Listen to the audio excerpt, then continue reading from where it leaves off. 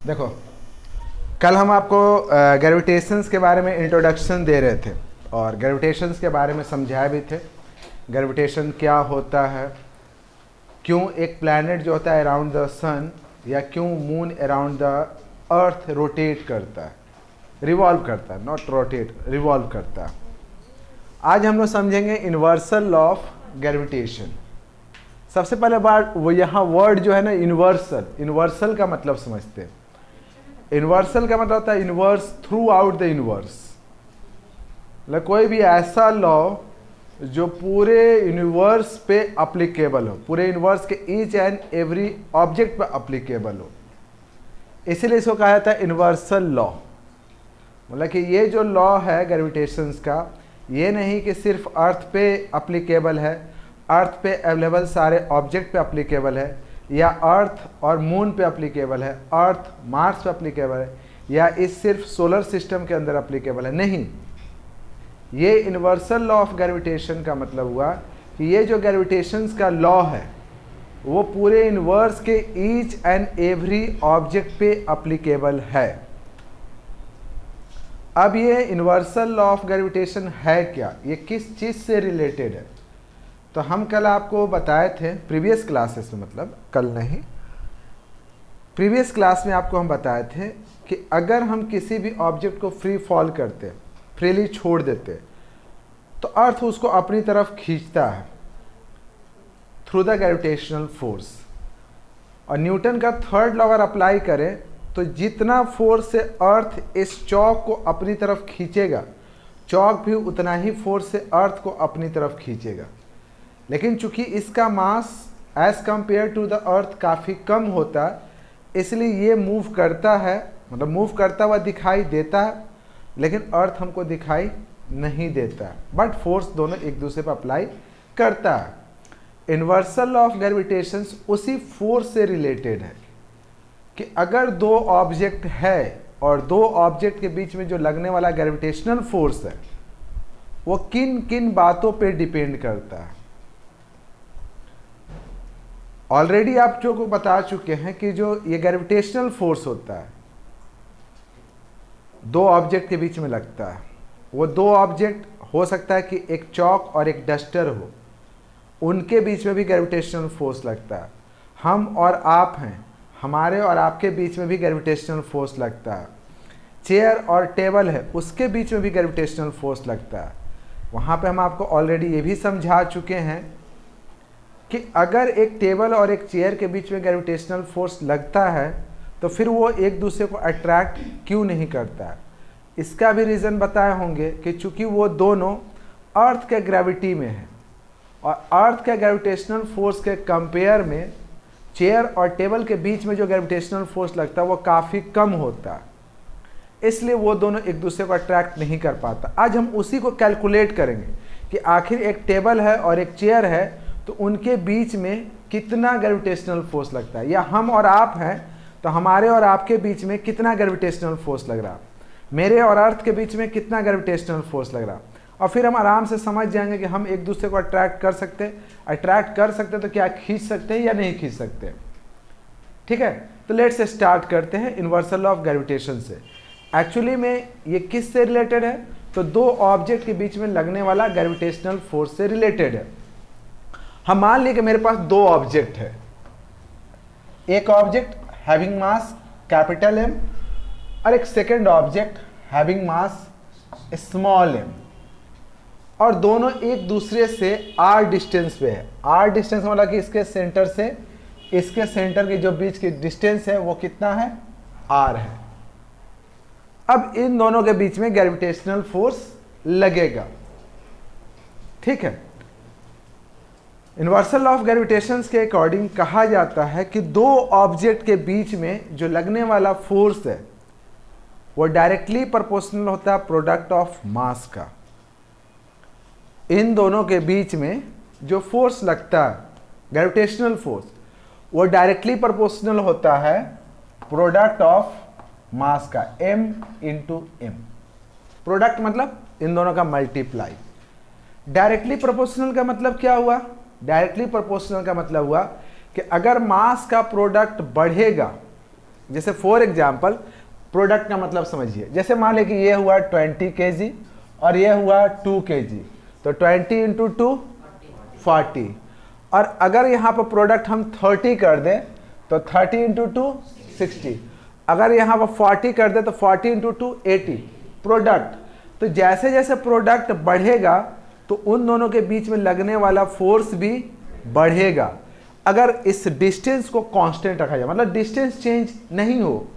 तो जैसे जैसे दोनों का प्रोडक्ट बढ़ेगा वैसे वैसे इन दोनों के बीच में लगने वाला फोर्स भी बढ़ेगा।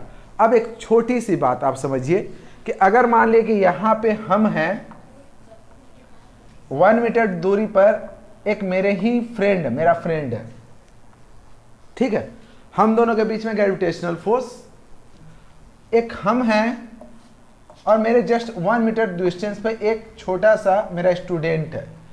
यहाँ पे ज़्यादा ग्रेविटेशनल फोर्स लगेगा कि यहाँ पे ज़्यादा ग्रेविटेशनल फोर्स लगेगा? ये भी 1 मीटर डिस्टेंस पे, ये भी 1 मीटर के डिस्टेंस पे है, कहाँ पे लगेगा? तो ये देखिए यहाँ पे मेरा और मेरे फ्रेंड, मान लिया मेरा वेट है 60 kg और मेरे फ्रेंड का वेट भी है 60 kg, तो हम दोनों का प्रोडक्ट कितना हो गया? 3600 kg स्क्वायर। यहाँ पर मेरा मान ले के 60 kg, मेरा स्टूडेंट जो है वो हल्की है, उसका वजन है 25 kg, तो हम दोनों का प्रोडक्ट कितना हुआ? हो गया 1500 kg स्क्वायर। अब दोनों में किसका प्रोडक्ट ज़्यादा है? ये प्रोडक्ट ज़्यादा है। प्रोडक्ट अगर ज़्यादा है तो फोर्स भी ज़्यादा होगा। बोला ना कि force is directly proportional to product of mass, मतलब दोनों ऑब्जेक्ट का प्रोडक्ट जिस तरीके से राइज करेगा उसी तरीके से उनके बीच का जो लगने वाला ग्रेविटेशनल फोर्स है वो भी राइज करेगा। अगर वो कम होगा तो ग्रेविटेशनल फोर्स भी कम होगा। तो उस हिसाब से देखिए, ये चौक और ये चौक, इन दोनों के बीच में एक ग्रेविटेशनल फोर्स लगेगा। ये चौक और ये डस्टर, इन दोनों के बीच में भी एक ग्रेविटेशनल फोर्स लगेगा। किस केस में ज़्यादा ग्रेविटेशनल फोर्स लगेगा? चौक एंड डस्टर्स के बीच में, क्योंकि इन दोनों का प्रोडक्ट ऑफ मास और इन दोनों का प्रोडक्ट ऑफ मास के कंपेयर में, चौक के मास के प्रोडक्ट के कंपेयर में डस्टर और चौक के प्रोडक्ट ऑफ मास ज़्यादा होगा। तो डायरेक्टली प्रोपोर्शनल का मतलब यही होता है कि अगर वो बढ़ेगा तो फोर्स भी बढ़ेगा। पहला लॉ, फर्स्ट लॉ क्या कहता है कि force acting between two object is directly proportional to product of mass. Force acting between two object is directly proportional to product of their मास।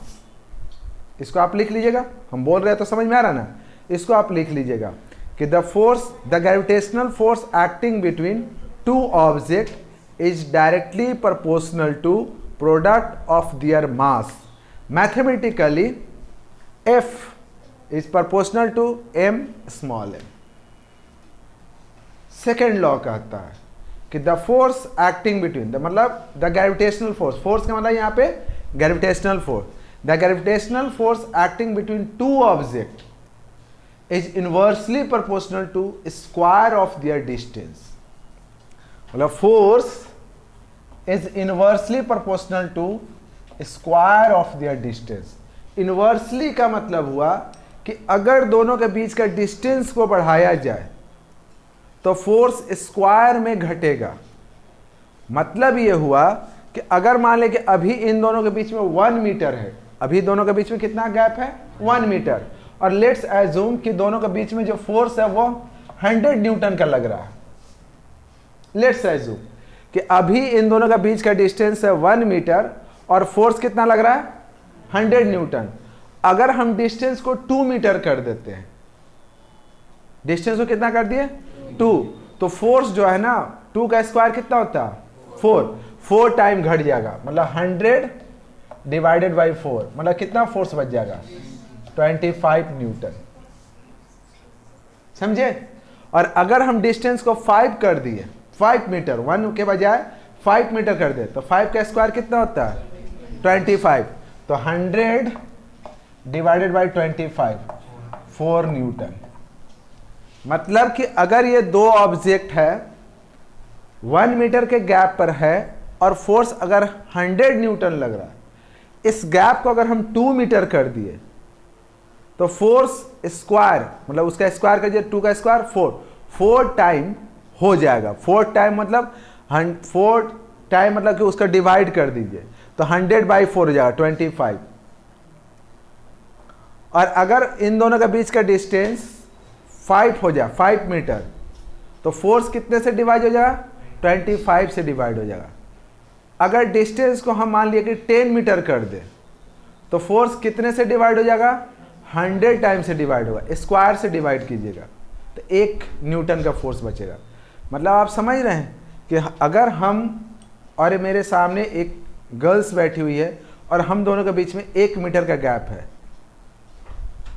तो अभी अगर हमारे बीच में 100 न्यूटन का फोर्स लग रहा, एक और गर्ल्स जो हमसे 2 मीटर डिस्टेंस पे है, सेम वेट की है, उसमें और मेरे में कितने फोर्स लगेगा? सिर्फ 25 न्यूटन। और अगर कोई 5 मीटर दूर पे बैठा हुआ है तो सिर्फ 4 न्यूटन, और कोई 10 मीटर दूर बैठा हुआ तो सिर्फ 1 न्यूटन। मतलब डिस्टेंस हम बढ़ाते जा रहे हैं तो फोर्स, और कैसे? स्क्वायर में। तो कहता है कि the gravitational force acting between 2 object is directly proportional to square of their distance.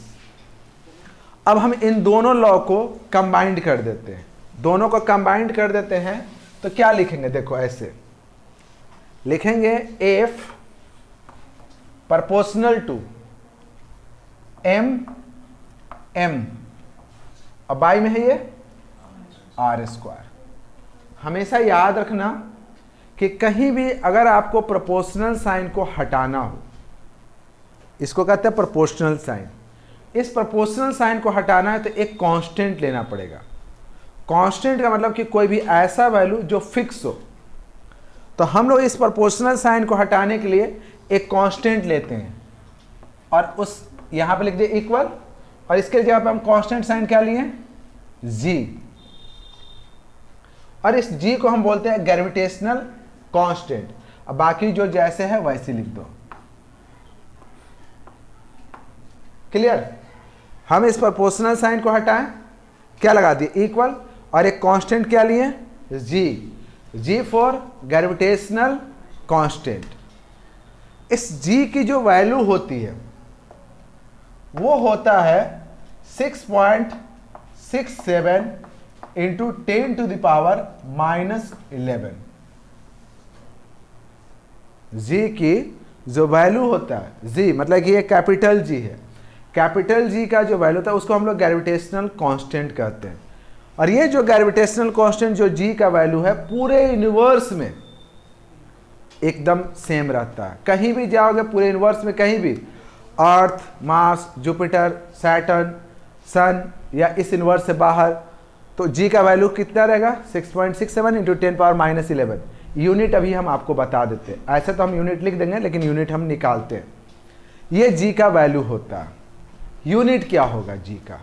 What is the SI unit of G? तो एसआई यूनिट ऑफ जी निकालना होगा तो देखो इसको आपको ऐसे ही रहने देना। फोर्स का यूनिट क्या होता है? What is the SI unit of force? Newton. Mass, इसको हम जी रहने देते हैं, मास का केजी, तो यहां पे केजी केजी केजी स्क्वायर, और आर डिस्टेंस है तो डिस्टेंस का होता है मीटर, मीटर स्क्वायर। उस हिसाब से अगर आप जी लीजिएगा, जी का मतलब यूनिट, तो ये देखिए मीटर स्क्वायर डिवाइड में इधर आएगा तो मल्टीप्लाई में, तो न्यूटन मीटर स्क्वायर पर केजी स्क्वायर। मतलब हुआ कि जी का जो एसआई यूनिट होता है वो कितना होता है? न्यूटन मीटर स्क्वायर पर केजी स्क्वायर। समझ में आया कैसे निकाले? यहाँ पे जी इक्वल टू नहीं लिख रहे हैं, मतलब ये यूनिट लिख रहे हैं। तो हम यहाँ पे एफ की जगह पर लिखे न्यूटन, मास के लिए लिखे केजी, इसका केजी इसका केजी, तो केजी का स्क्वायर।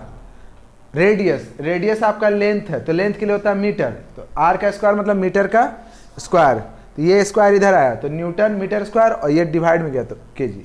तो इसका मतलब कि जी का जो वैल्यू हुआ वो हुआ 6.67 10⁻⁻11 न्यूटन मीटर स्क्वायर पर केजी स्क्वायर। और ये जो g का वैल्यू है through out the inverse fix है। क्लियर? तो अब हमको थोड़ा सा इसको ये हटा दें। एक्चुअली में क्या हुआ कि अगर मेरे पास दो ऑब्जेक्ट है, दो ऑब्जेक्ट के बीच में जो लगने वाला फोर्स है प्रोडक्ट ऑफ मास का directly proportional and inversely proportional to square of distance. Proportional sign हटाना है तो हम लोग लिए g। इस g मतलब कैपिटल G। कैपिटल G को हम क्या बोलते हैं? Gravitational constant. और पूरे यूनिवर्स में इसका वैल्यू होता है फिक्स, और इसका वैल्यू कितना होता है? 6.67 इंटू 10⁻−11। अब हम लोग इसका यूज़ करते हैं हम लोग अपने बीच का ग्रेविटेशनल फोर्स निकालने के लिए। लेट्स अज्यूम, जस्ट वेट, मान लें कि अब हम निकालते हैं कि हमारे और एक स्टूडेंट के बीच में कितना ग्रेविटेशनल फोर्स है। लेट्स इसी का यूज़ करते हैं। तो हम यहाँ पे क्या करते हैं कि ऐसे लेते हैं, मान लें कि हम हैं 60 kg के, मेरा एक स्टूडेंट है 40 kg का, ठीक है, और हम दोनों के बीच में लेट्स डिस्टेंस मान लेते हैं 1 मीटर का। ठीक, अब हम दोनों के बीच में ग्रेविटेशनल फोर्स कितना लग रहा है? इतना तो आपको दिमाग में आ ही गया ना कि ग्रेविटेशनल फोर्स जो होता है इनवर्स में ईच एंड एवरी ऑब्जेक्ट के बीच में लगता है। तो हम हमारे बीच में कितना ग्रेविटेशनल फोर्स लग रहा है वो हम निकालते हैं।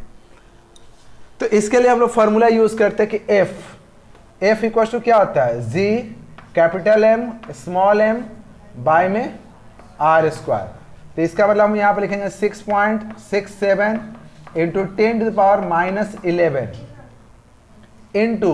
इंटू कितना? m का वैल्यू कितना है? ये कैपिटल M 60 इंटू 40 और बाई में 1 का स्क्वायर। और चूंकि ये फोर्स है तो लास्ट में हम इसका यूनिट क्या डाल देंगे? न्यूटन। चलिए इसको हम हटा ही देते हैं इससे, तो इसका यूनिट हम डाल देते हैं न्यूटन। ठीक है ना? न्यूटन। ये तो 1, किसी भी नंबर को अगर 1 से डिवाइड करेंगे तो वही नंबर आएगा, इससे कोई फर्क नहीं पड़ता। आपको स्टैंडर्ड फॉर्म पढ़े होंगे मैथ में, स्टैंडर्ड फॉर्म में लिखना। मैथ में कोई भी नंबर दिया रहता है पावर के फॉर्म में, एक्सपोनेंट पढ़े होगे तो एक्सपोनेंट फॉर्म में पढ़े हुए किसी नंबर को स्टैंडर्ड फॉर्म में लिखना। तो वहाँ पे समझाया गया होगा कि स्टैंडर्ड फॉर्म में जब हम किसी नंबर को लिखते हैं तो एक नंबर मतलब एक डिजिट के बाद हम डेसिमल देते हैं। एक डिजिट के बाद डेसिमल है ना, और फिर पावर जो भी हो। हम अभी क्या करेंगे, सिंपल सा 6.67 को 6 इंटू 4 पहले मल्टीप्लाई करना सीखो।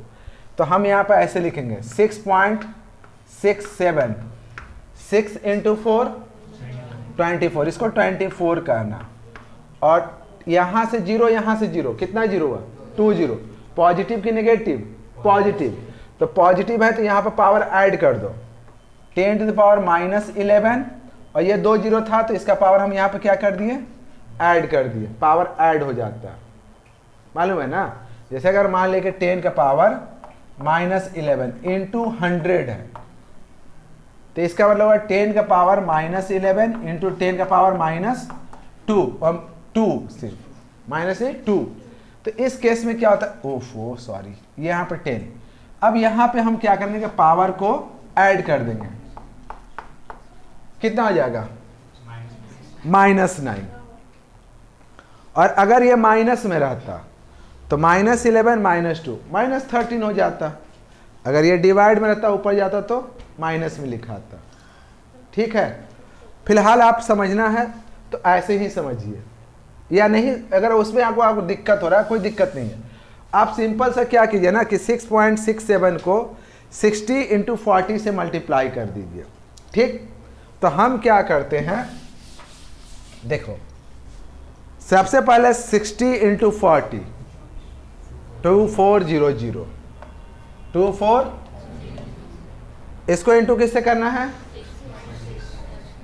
6.67 0 0 28 16 0 0 24 26 नहीं 14 है ना।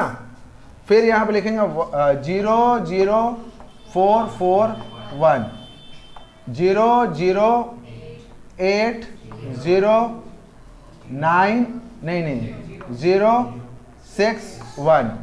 डेसिमल के बाद कितना डिजिट है? 1 2 2, यहाँ से 1 2 यहाँ पे, ठीक ना? 16008.00। तो पॉइंट के बाद अगर सिर्फ 00 हो तो कोई मतलब नहीं है, तो हम इसको लिखेंगे इतना 16008 इंटू 10⁻⁻11 न्यूटन। ठीक, अब हमको लिखना है इसको स्टैंडर्ड फॉर्म में। स्टैंडर्ड फॉर्म का मतलब हुआ कि एक नंबर के बाद हमको डेसिमल देना है। एक नंबर यहाँ पे है, अभी मान के चलिए कि आपका डेसिमल यहाँ पे है। डेसिमल लाना कहाँ पे है? यहाँ। तो इस डेसिमल को 1 2 3 डिजिट इधर ला रहे हैं, नहीं 4, 1 2 3 4 डिजिट यहाँ ला रहे हैं। तो जब 4 डिजिट इधर लाइएगा, देखिए आपका इस तरफ से देखा जाए तो लेफ्ट, तो पावर यहाँ पे ऐड होगा। अगर डेसिमल को इस तरफ ले जाएगा तो पावर माइनस होगा। तो 1 देखो यहाँ पे अभी जैसे मान लो कि लिखा हुआ है 120, तो इसका मतलब होता है कि यहाँ पर डेसिमल है।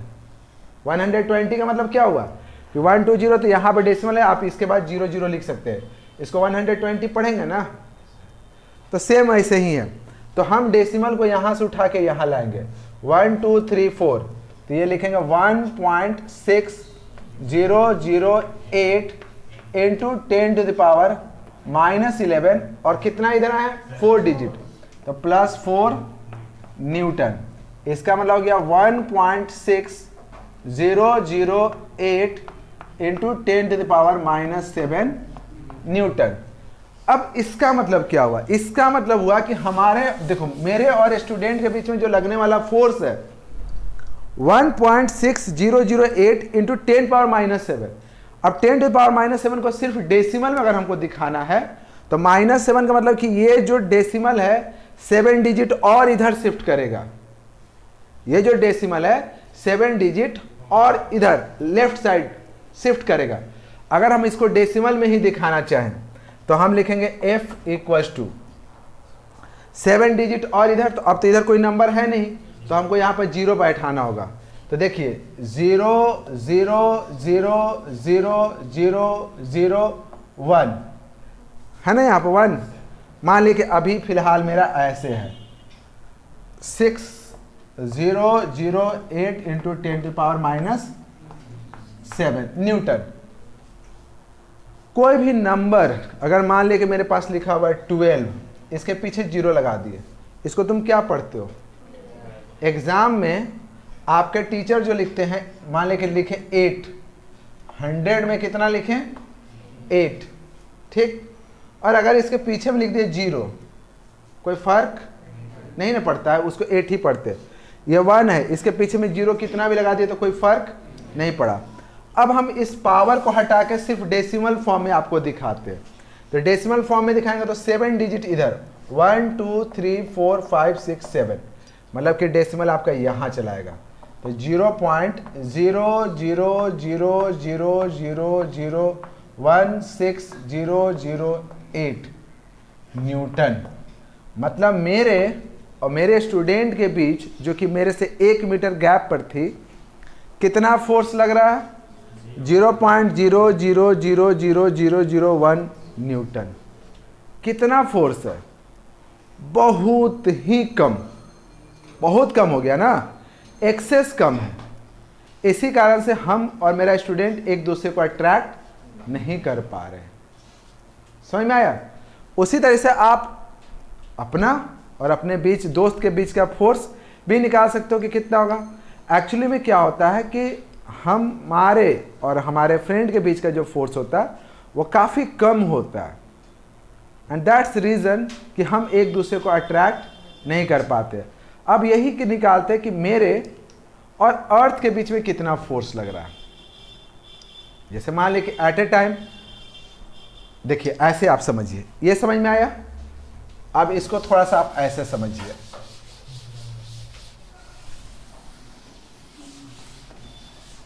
मान लीजिए कि मेरे पास 3 ऑब्जेक्ट है, 1 2 3, ठीक। ये एक फोर्स इधर लग रहा है, एक फोर्स इन दोनों के बीच में लग रहा है, एक फोर्स इसके बीच में लग रहा है, कुल मिलाकर के 3 फोर्सेस लग रहा है। अब अगर मान लिए कि अच्छा छोड़ दीजिए, जैसे हम 2 ही फोर्स मान के चलते हैं, ऐसे छोड़ दिया, ये मेरा फ्रेंड है, ये बैठा हुआ है अर्थ के ऊपर, ये अर्थ है।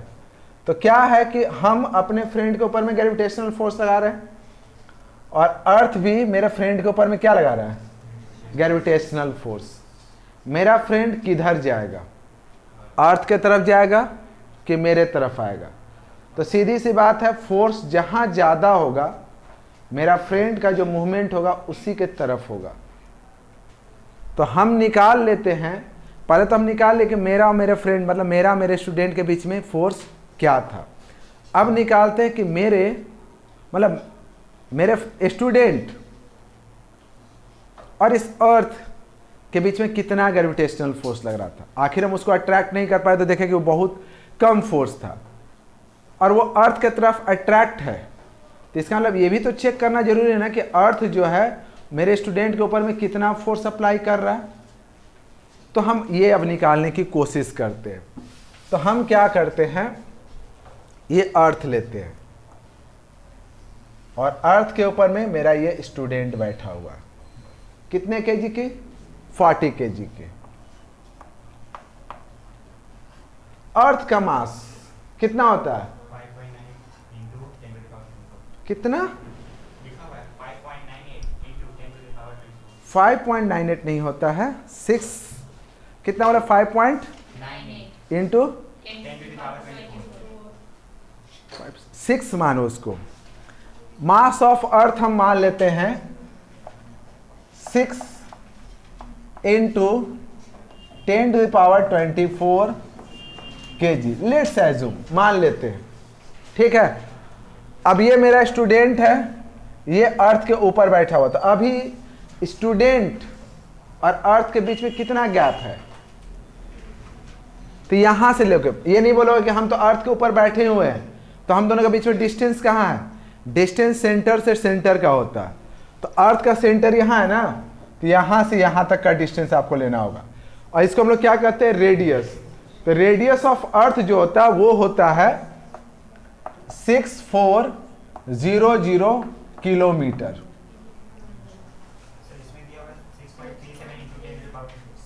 6400 किलोमीटर, 6400 किलोमीटर अप्रॉक्स मान के चलिए।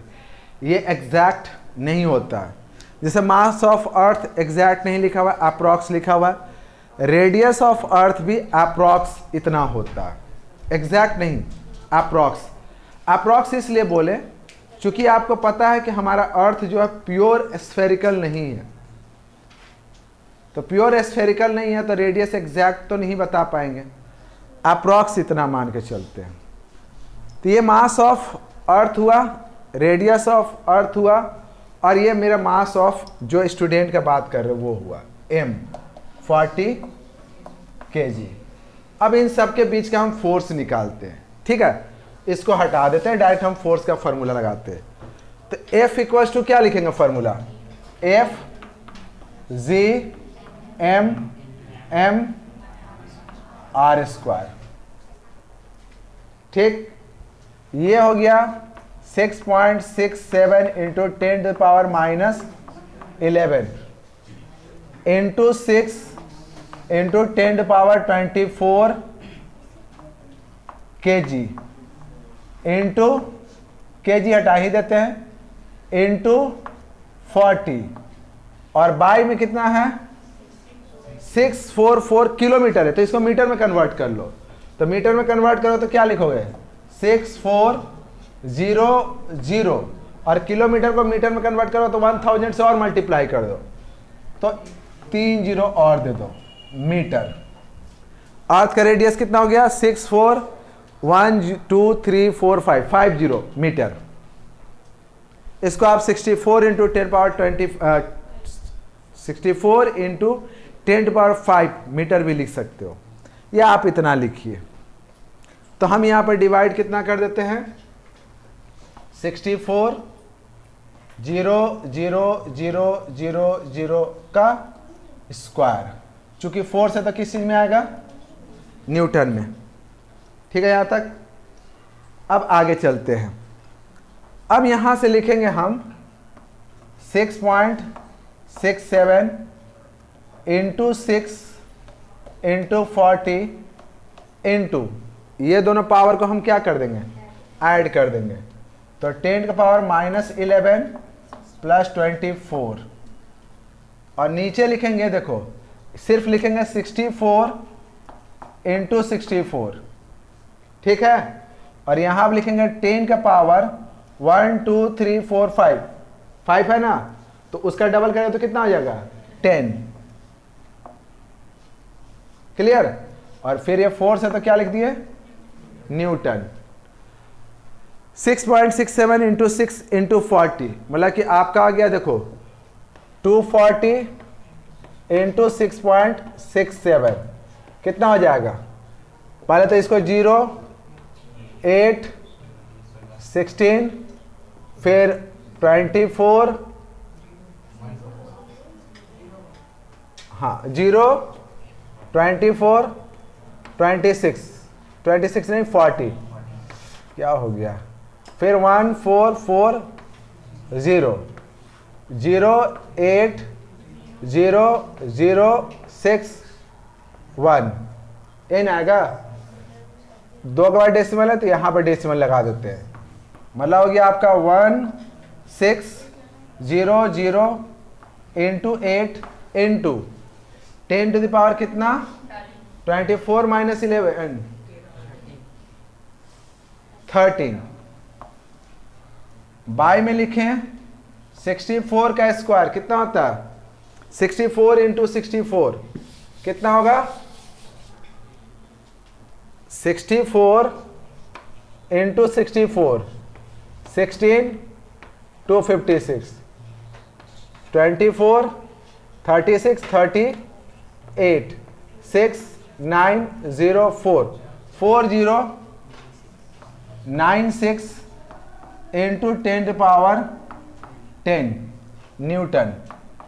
अब ये जो पावर है 10 ऊपर जाएगा तो क्या होगा, माइनस, देखो ऊपर में 10 का पावर 13 है, नीचे में 10 का पावर 10 है, तो कट गया ना 10, तो कितना पावर बचा, ऊपर मान लिए कि 13 10 है और नीचे में 10 10 है, तो 10 कट गया नीचे से तो 3 बचा ना, तो 10 का पावर कितना 3 बचेगा ऊपर। तो इसका मतलब आपका हो गया, देखो इसको ऐसे लिखो 1600.8 इंटू 10 का पावर 3 बाई में 4096 न्यूटन। क्लियर।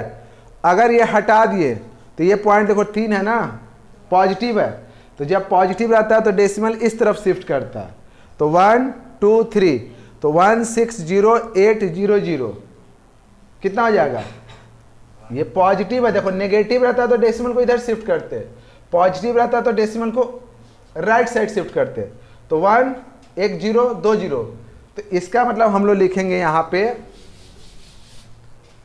कि F इक्वल्स टू 160080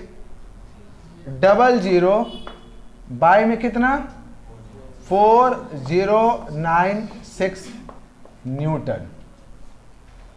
अब हम लोग डिवाइड कर देते हैं, 160080 बाई में कितना है 4096, सबसे पहले कितना से मल्टीप्लाई करते,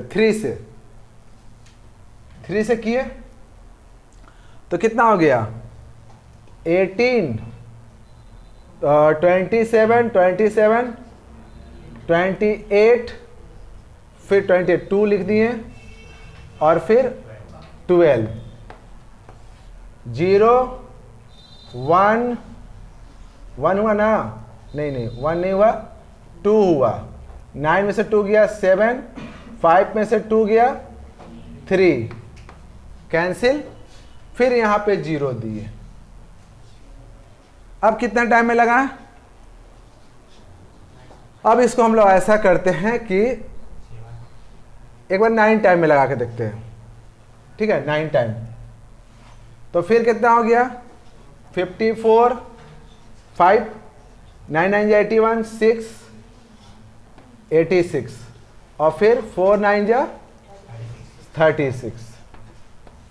तो फिर कितना हो गया 6 3 3 कैंसिल, फिर एक 0 दे दिए। अब ये कितने बार में होगा 8 टाइम्स में। कितना 8 टाइम्स में। तो 8 टाइम में आ जाएगा, ठीक। कुल मिलाकर देखो, अब डिवाइड तो ऐसे कर लोगे, उसके बाद जो भी आएगा डेसिमल में आएगा। ये अप्रॉक्स, देखो अप्रॉक्स का ये साइन होता है, अप्रॉक्स आया 398 न्यूटन। आप सॉल्व कीजिएगा, ये 398 न्यूटन, 398 पॉइंट समथिंग आएगा। ये अप्रॉक्स कितना आएगा 398 न्यूटन। अभी थोड़ी देर पहले देखे, अर्थ, मेरे स्टूडेंट मान लो कि एक ऑब्जेक्ट है, उसके ऊपर में कितना फोर्स लगा रहा, अप्रॉक्स मान लिए 400 न्यूटन, और हम उसी ऑब्जेक्ट पर कितना फोर्स लगा रहे थे 0.00000 समथिंग न्यूटन। तो मेरे कंपेयर में जो अर्थ है मिलियन नहीं मिलियंस ऑफ टाइम ज़्यादा फोर्स लगा रहा है। तो इसका मतलब वो ऑब्जेक्ट मेरे तरफ आएगा कि अर्थ की तरफ जाएगा। सेम यहाँ पे हम लोग जितने भी बैठे हुए हैं, तो यही हम लोग के बीच में है कि हमारे ऊपर में अर्थ का फोर्स इतना ज़्यादा लगा हुआ है, इतना ज़्यादा कि हम सब एक दूसरे को अट्रैक्ट नहीं कर सकते, क्योंकि अर्थ के फोर्स के कंपेयर में हम लोगों के बीच में जो लगने वाला, आपस में लगने वाला फोर्स है वो काफ़ी नेग्लेजिबल है। क्लियर, समझ में आया? ये समझ लिए, ये सही है। अगर आप चैप्टर 2 में चलिएगा, देखिए अब इसको हम प्रूफ भी करते हैं। चैप्टर 2 में पढ़ोगे न्यूटन लॉ ऑफ मोशन, तो वहां पर फोर्स का फॉर्मूला हम क्या बताए थे, F equals to mg। F equals to mg बताए होंगे ना फॉर्मूला। तो अगर आप फोर्स इक्वल्स टू लेके चलो mg, मास कितना था 40, ऑब्जेक्ट का मास कितना था 40 इंटू 9.8 न्यूटन, ये निकालो 398 आएगा। ये अब मल्टीप्लाई कर लो, इसमें डाउट नहीं है। ये समझ में आया? समझ में आया? अच्छा चलिए, सिमिलर वे में अगर हम उसी तरीके से मान लिए कि अब कोई भी चीज़ का फोर्स अप्लाई करना, थोड़ा सा कैलकुलेशन करना बस सीख लो, बस अपने आप सब कुछ आ जाए। इसमें कैलकुलेट, डाउट है? डाउट है तो बोलो। 40 इंटू 9.8 है, 40 इंटू 9.8 है। 40 को हम 10 से मल्टीप्लाई करेंगे तो ऐसे ही समझ में आ रहा है कि 400 के करीब में आएगा, 400 के करीब में। एक नंबर को हम मल्टीप्लाई करते हैं ना, तो हमारा अपना कुछ थिंकिंग पावर भी होना चाहिए, और कुछ साइकोलॉजी बोलता है ना कि 10, ये 40 को 9.8 9 से मल्टीप्लाई करो ना। डिवाइड क्यों करेंगे हम, उतना ही आएगा। आप कीजिए ना, हम फिर बोले ना कि आप कीजिए, हम तो सामने है ना। देखिए कैलकुलेटर होगा, कैलकुलेटर से करके देखना, समझे? आप देख लिया कितना आता है। ऐसे सोच छोड़ो, देखो यहाँ पर 1600 है, इसको इसे डिवाइड करोगे तो अप्रॉक्सली कितना आएगा, अप्रॉक्स ये मान लिया 1600 है, ये आपका 4000, मान लिया 4000 है, तो 4000 मतलब कि आपका आएगा 2 पॉइंट करीब करीब 5। 1000 को अगर 2.5 से डिवाइड करोगे तो कितना आता है 4। ये मान लिए थोड़ा देर के लिए 1600 है, मान लिए लेट्स अज्यूम अप्रॉक्स, ये कितना है 1600, ये कितना है, ऐसे छोड़ो ना। हम बहुत सारे कैलकुलेशन को मतलब अप्रॉक्स आंसर निकालना रहता है ना कॉम्पिटिटिव एग्जाम में, तो ऐसे लेते हैं। इसको हम थोड़ा देर के लिए 1600 1600 मान लिए, ये कितना है 10⁻³ और इसको थोड़ा देर के लिए लगभग अंदाजा लेना है ना, तो 4000 मान लिए, थोड़ा सा कम कर दिए, 1 0 1 0 कैंसिल। 16 से 40 कितने बार में कटेगा? देखिए 8 बार में काटेगा तो 2 और यहाँ पे कितना आएगा? 5 आएगा। अब 2 इंटू ये कितना है आपका? 30 बाई में कितना है? 5 काट दीजिए 200, 200 इंटू 2 400। यहाँ का वैल्यू थोड़ा सा कम किए हैं, ये वैल्यू को कम किया ना, तो ये फोर्स क्या होगा? कम होगा। तो थोड़ा सा इससे कम कीजिए तो 400 से थोड़ा सा कम 398 आता है। बहुत सारा तरीका है जिससे हम ये प्रूफ कर सकते हैं कि ये आंसर करीब करीब उतना ही आएगा। आप कैलकुलेशन कर लो। समझ में आया? अब हम कुछ और देखते हैं। मान लें कि हम 2 ऑब्जेक्ट लेते हैं।